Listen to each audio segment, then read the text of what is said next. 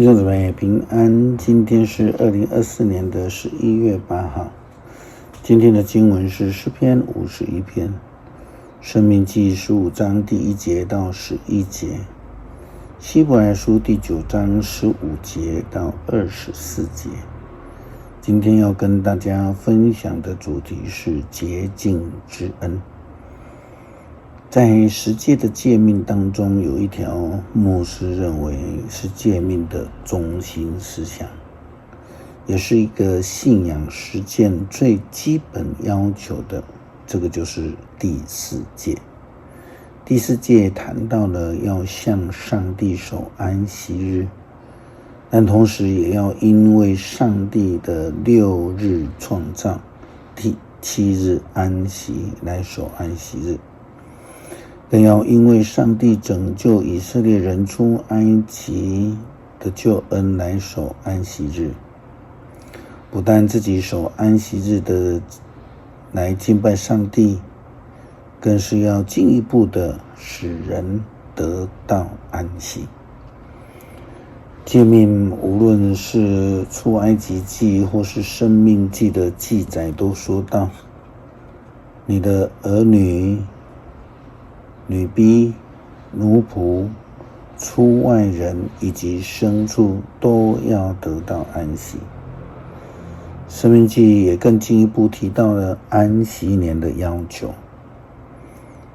其实在出埃及记就有类似的要求，特别是提到了希伯来奴隶的时候，已经说到第7年要让他们自由的离去。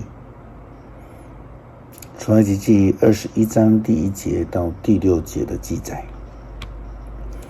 今天的经文申命记15章第1节到11节提到了安息年的诫命。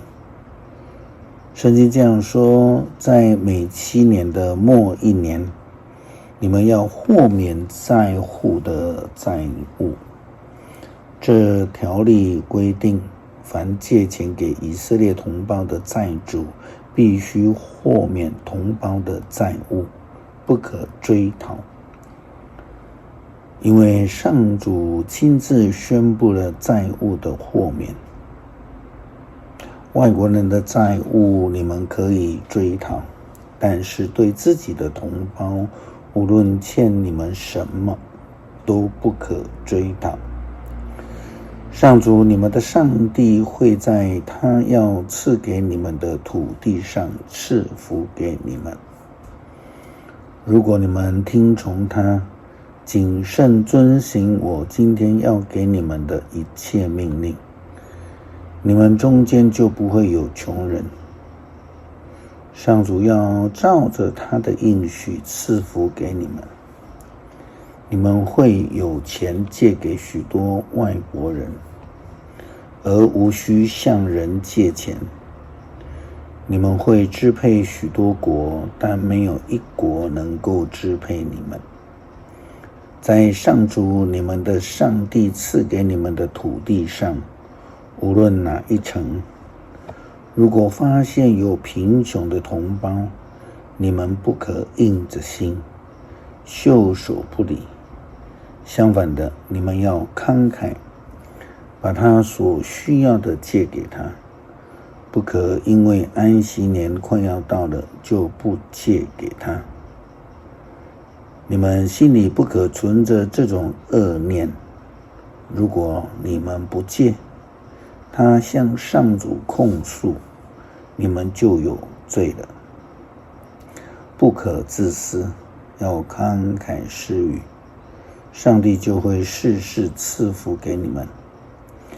你们居住之地常会有贫穷的同胞，所以我命令你们，必须向贫穷和有需要的同胞伸援手。使人得安息的教导其实已经非常的清楚了，因为上帝透过摩西这样的命令以色列人，他说不可因为安息年快要到了就不借给他。你们心里不可存着这种恶念，你们不借，他向上主控诉，你们就有罪了。不可自私，有慷慨的施予，上主就会事事赐福给你们。你们居住之地常会有贫穷的同胞，所以我命令你们，必须向贫穷和有需要的同胞伸援手。希伯来书第9章15节到24节提到了耶稣基督代替了摩西律法时代祭司的献祭，一次进程的完成了献祭的功劳。他进入的是天上的圣所，不是出埃及记26章的会幕，或是所罗门王所盖的圣殿。圣经的经文这样说道：因此基督成为这新约的中间人，为要使上帝所呼召的人能够受他所应许的永恒福泽。这事的成就就要借着死，这死释放了他们在头一个约下所犯的罪过。凡遗属必须证明立遗属的人已经死了，因为立遗属的人还活着，遗属就没有功效。只有在他死后，遗属才能生效。因此连头一个的约也是用血订立才生效的。当初摩西按照法律先把所有的诫命传给了人民，然后拿小牛和山羊的血掺着水，用深红色的绒和牛膝草浇上，洒在法律书上和所有人民的身上。他说，这血印证了上帝命令你们遵守的约。同样，摩西把血洒在圣幕和礼拜及礼仪上所用的各种器皿上面。按照法律，几乎各样器皿都是用血洁净的，没有流血就没有赦免。这些仿照天上的样式所造的器皿，必须用这方法洁净。但是天上的器皿必须用更好的祭物去洁净。基督并没有进入人手所造的圣所，那不过是真的圣所的副本。他进到天上，替我们站在上帝的面前。是的，透过耶稣基督代罪羔羊的血，使我们得罪得赦免，能够得到他所赏赐的安息，也领受到主的呼召，为这洁净的恩来分享。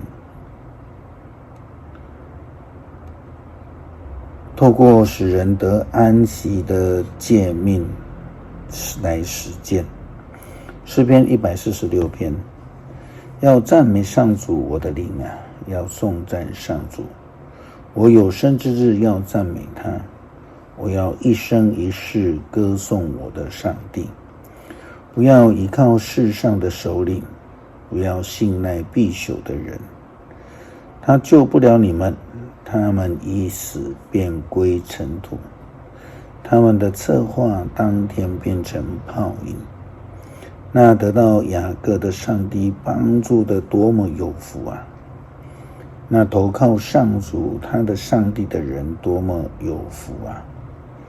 上帝创造天地海和其中万物，他始终持守他的诺言，他为被欺压的人伸张正义，他赐食物给饥饿的人。上主使被囚的人得到自由，使盲人能够看见。他扶起被欺压的人，他爱惜正直的人，他保护寄居在外地的人，他辅助孤儿寡妇，但要挫败邪恶的人的诡计。上主要永远作王，喜安娜，你的上帝要永远掌权，要赞美上主。主啊，帮助我们，使我们能够明白主的救恩，让我们愿意领受呼召，成为这样的一个仆人，使人得安息，使人蒙福得救。感谢祷告，奉主耶稣基督圣名求，阿们。